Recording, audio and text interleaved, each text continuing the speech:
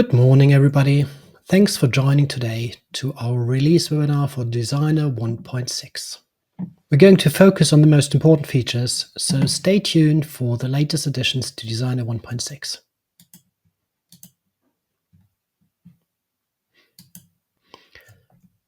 In Designer 1.6, we're introducing a lot of new features, but the 5 big ones that we've selected today are the new section overview, the improvements to the course header, a new feature to customize the course background, ability for the teacher to determine how progress is displayed for sections and courses, and the improved subcourse support. Let's start with the section overview. Once you create your course using Designer, you're now able to get to a multi-column layout, which looks a bit like tiles, with just a few clicks. Here you can see 3 sections: assignments, chats, and choices, and the activities that are within these sections. This is of course fully customizable, so if you want to have different sections or different titles or different colors, that's all possible. If you combine this with our course header, which we're going to refer to later in this video, or in another video, depending on which video you're looking at the moment, you can create a very clean and functional looking course in literally no time. As always with Designer, you can customize the look and feel with colors, additional metadata like our section type, or additional information in the section cards as needed. Please also note that the grid that you're using here can be customized. So here we've got a 50-50 layout, whereas previously we had a 1/3, 1/3, 1/3 layout. That's fully customizable per row. So if you look carefully, you'll see there's 50-50 here, and then there's a full width row below. In our new section overview, you see each activity type and its count. For example, there's 3 video time activities in the interaction section. And you can even see hidden activities if you want to. So if you look carefully, this section, like the second section and the third section, they're both hidden, but you can still see the activity counts here, which is helpful so that students know what they're going to get once they get there. As always, this can be turned on or off. If you don't want to show the activity type here, you can switch to our newly implemented purposes feature, which you can customize per activity type and even per specific activity instance. So here, for example, I've created a custom purpose for video and assigned 2 of the 3 video time activities to video, and the remaining one is still a content type. This is helpful if you want to aggregate and group different kinds of activities, or if you want to assign a more suitable purpose for a specific activity if it's used for another intent than it's originally planned. Typical example would be if you're using a page to embed an H5P. It is technically speaking a page, but you'd rather want to show something like interaction or maybe some other things like maybe like game or a video if it's an interactive video that you're embedding. So let's have a look how it looks.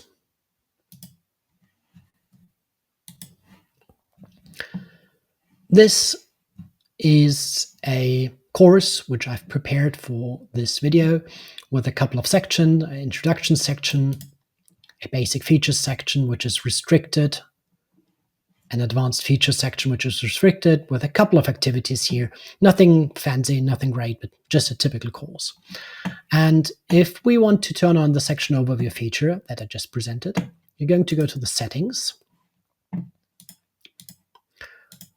expand the course format section, and switch the course layout from all section in one page to show 1 section per page.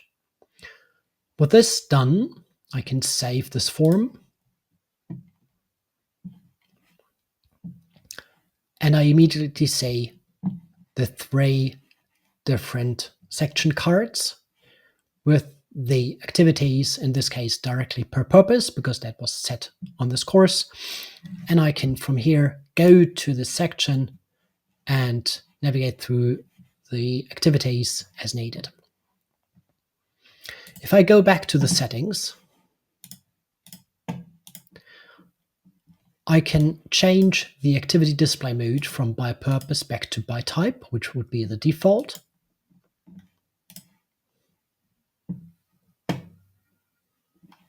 And if you look carefully, you'll see that it's now reverted to the original video time icon. And here it's reverted to the book icon, the content designer icon, and the assignment type icon. And all these can be customized in the settings. If you, for example, check the video time activities here, so let's have a look at the example video here in the settings of the activity. Under the design section that was introduced by designer, the purpose is set to video. And that's why it's displayed as a video content type or a video activity with the purpose video on the section. If I look this video, or the third one, I think, that, and check design, then you see that the purpose here is content. Once I set this to video and go back to the course settings and set the activity display mode again to by purpose, then you'll see that it's now all a video. So if you have a page where you embed a video, or maybe a book where you embed a video, but also have additional information in it, you can all set this to video. Please note that this does not affect yet the icon displayed here. That's a feature that we're going to introduce in a future release, so stay tuned for that one. If I want to customize how this page looks, so let's say it's maybe a bit cramped, we can do that easily by opening the settings of the different sections. So I go to Edit Designer section, and in here I can pick the layout. So in this case, it is a 33% setting here for desktop, so that's what I'm using, and one for tablet, one for phone, so that you can have it look differently in different device sizes. So if I set this to 50% maybe, and do the same thing for the second section, layout 50%, and for the third, because we're now in a new row, I'm going to set it to 100 and turn off editing.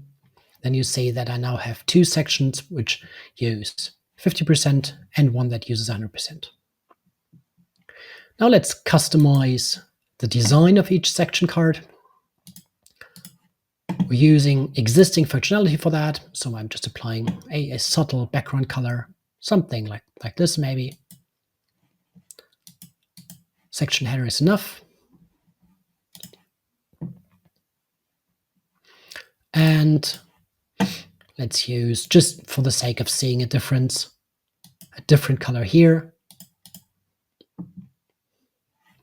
And for the advanced section, let's use a third color, something like this. And I probably forgot to save the second one. Sorry about that. Yeah, that was missing.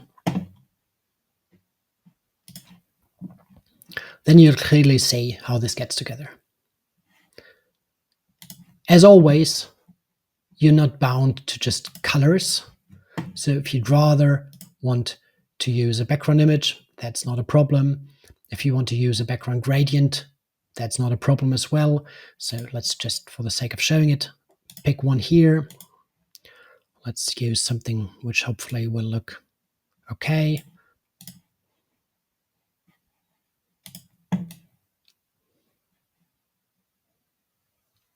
So very subtle, doesn't need to be strong. And let's remove the background color here.